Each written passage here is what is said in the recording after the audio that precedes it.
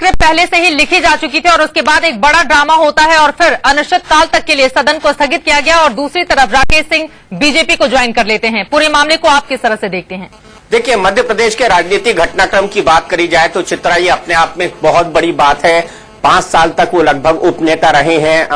कांग्रेस के चौधरी राकेश सिंह चतुर्वेदी भिंड से आते हैं, बड़े नेता माने जाते हैं। अजय सिंह के बाद अगर विधानसभा में बात की जाए तो नंबर 2 के नेता हैं। विपक्ष के उप नेता रहे हैं चौधरी राकेश सिंह, और वो एकाएक अविश्वास प्रस्ताव जब होता है, जब भारतीय जनता पार्टी राघव जी कांड के सामने के बाद सबसे मुश्किल घड़ी में खड़ी होती है, ठीक उसी वक्त उनकी टॉप लीडरशिप में से एक नेता जो कि विधानसभा में जिम्मेदारी रखता है कि सरकार को वो पूरी तरह से घेरे और उसको नेस्तनाबूद करे, बीजेपी को घेरे, उसको नेस्तनाबूद करे, वो बीजेपी के पक्ष में खड़ा होता है और तुरंत भारतीय जनता पार्टी ज्वाइन कर लेता है। तो जो कांग्रेस पर लगातार आरोप लगता है कि कांग्रेस के अंदर गुटबाजी है, कांग्रेस गुटों में बटी हुई है मध्य प्रदेश के अंदर, जिसके चलते भारतीय जनता पार्टी को हमेशा फायदा मिलता है। बीजेपी ने एक बार फिर से इसका फायदा उठाने की कोशिश की है। चौधरी राकेश सिंह को अपने पाले में ले लिया गया है और एक बहुत ही सीक्रेट ऑपरेशन हुआ था चित्रा, और इसकी भनक इंडिया न्यूज को 2 दिन पहले लग चुकी थी, जब राघव जी के मुद्दे पर हमने एक बड़ी बहस करी थी अपने चैनल पर, जिसमें चौधरी राकेश चतुर्वेदी खुद आए थे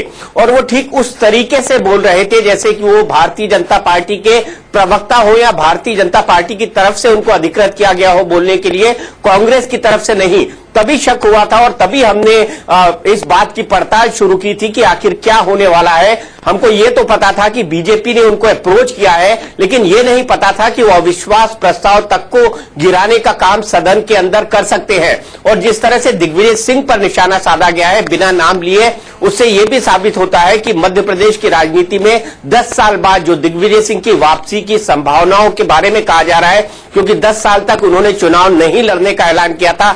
10 साल बाद दिग्विजय सिंह चुनाव लड़ेंगे मध्य प्रदेश से, चाहे वो विधानसभा का हो या लोकसभा का। ज्यादा संभावना लोकसभा चुनाव के लड़ने की है।